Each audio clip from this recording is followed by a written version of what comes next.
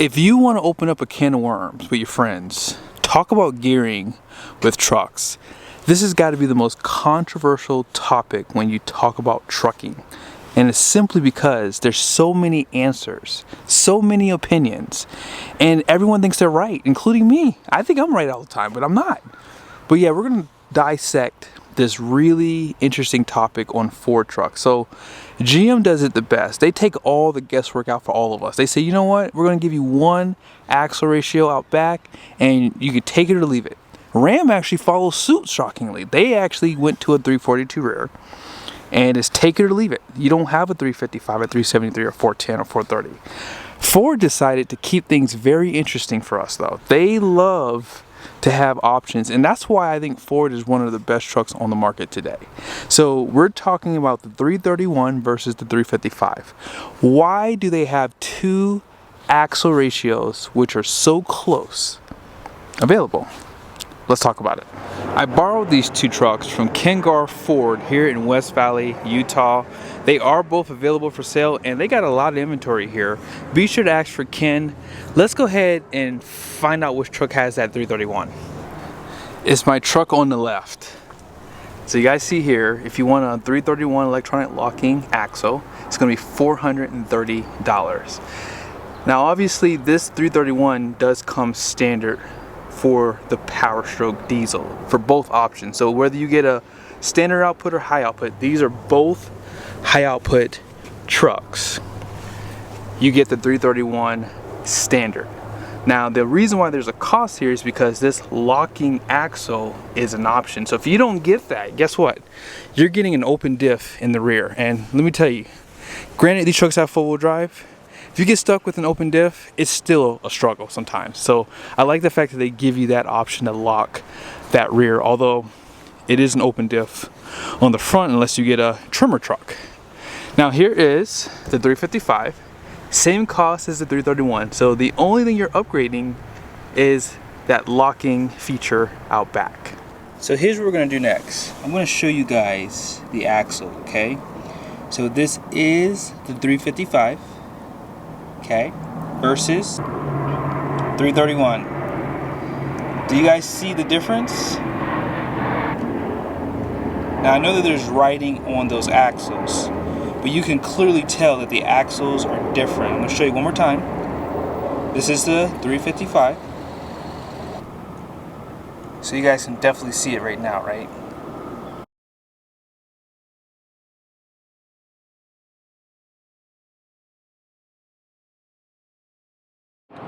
Now I wish I could tell you which one was either a Sterling or a Dana or what model they are, but I can't really see a name on them. So what I did was, if anyone wants to go online and look up this, the one on the bottom here is the 355, the one on the top is the 331. Hopefully you guys can see it. So it's a PC3Z4010N at the top, and then PC3Z4010F at the bottom there. They couldn't pull a name for the axles, but the one obviously on this side doesn't look as overbuilt, right? I'm gonna zoom in again. So yeah, there's no fill hole on that one, but on the 355, you guys see it has that fill right there, and then it has, yeah, Ford Motor Company, so it's just a re-stamped axle. But yeah, this one definitely looks more overbuilt. And so here's the question I'll ask you.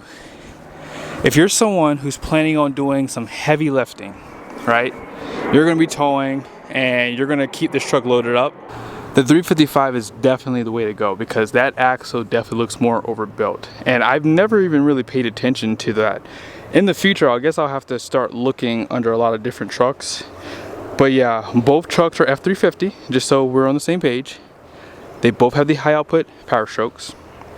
And the only difference between these two when it comes down to the powertrain is one's a 331, one's a 355. That's it. Very shocking that the axles are totally different.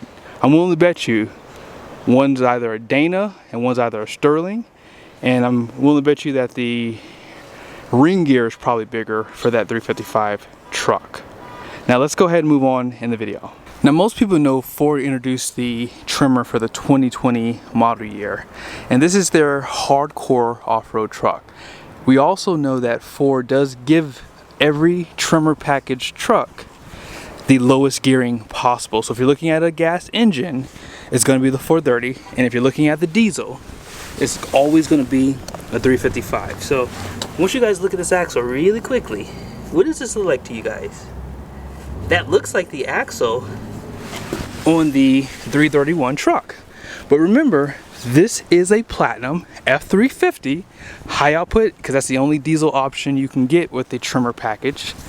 And as I said, is always going to have the 355 with the locker. And my theory is the reason why Ford only allows you to get the lowest gearing is because these trucks do come standard with 35-inch tires. They're actually like 34.8 inches tall, but rounded off 35 inches. So that's really my next point. If you're planning on running bigger tires, like this is a Lariat without the Tremor package, and it has a 35 by 12.5 tall tire. Now this truck actually has a 331 rear. If I were doing any modifications with taller tires, because the standard tires, if you get 20-inch wheels, is like 34.1 inches tall. So in my humble opinion, if you're only going to a 35, the 331 should be fine. Now you're going to change the gearing obviously when you go with a taller tire, so just keep that in mind. So you're going up a little bit compared to the stock, but if you're planning on going to like a 36 or 37-inch tall tire, or even taller, I would 100% go with that 355 locker, because again, even though you have the 10-speed transmission, you're going to lower those RPMs on the truck. So that's one good advantage of having that 355 versus the 331. But I don't want you guys to think that I'm 100% for the 355, because there are some drawbacks obviously if you are planning to get a lower gear. Like for example, most F350s that I see, they always come to the dealerships with a 355. There is an option to have a 410, but every truck I've ever seen always has the 355. Now if you get the F450, you know, with the 14K GVWR, that truck comes standard with the 430, because most people buying those trucks are probably going to be towing. So I think that's why for some people, if you're concerned about fuel economy, the 331 is the way to go. Now I will be doing a fuel economy run in the future, so just stay tuned.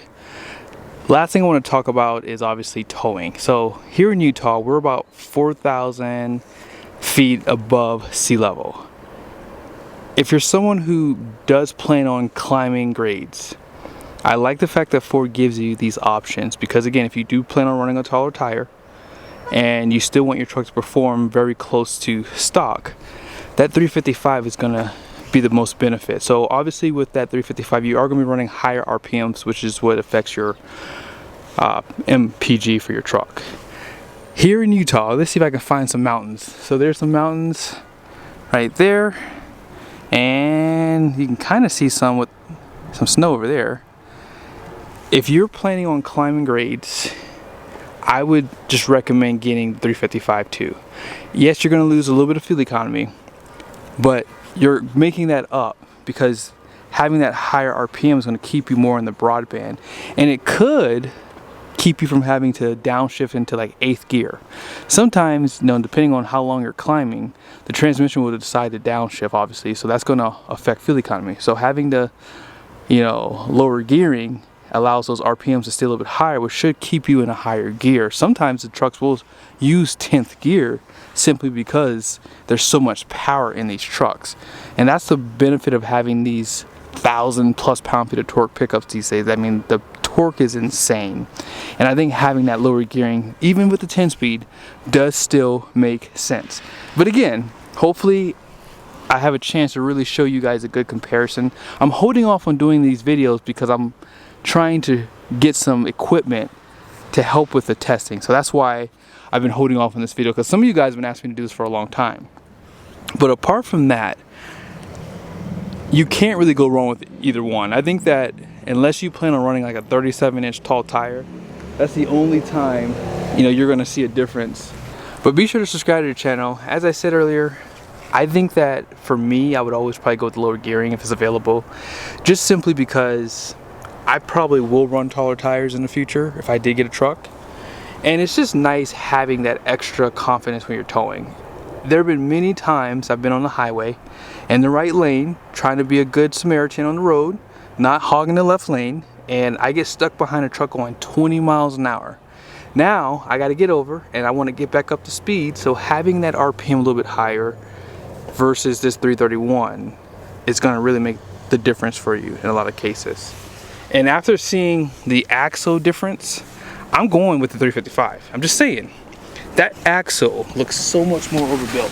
And I hope I can get some more information on this for you guys. Unless someone can say something in the comment section, I will pin your comment if you have some good information. That way we can really get down to the bottom of this, because I am actually a little shocked. I've been looking at these trucks for so long and I never really noticed a big difference on these axles until now. So let me know your thoughts in the comment section. I will show you guys the towing capacity for both trucks too. So yeah, in the next video I will drive them, show you the RPMs, and see what the MPG would be for both, and acceleration. See you guys soon. These are going to be the towing numbers for conventional, high output 331, and then 355. That 4 does represent the Tremor package, okay? So 355, this is the gross combined weight rating and towing capacity.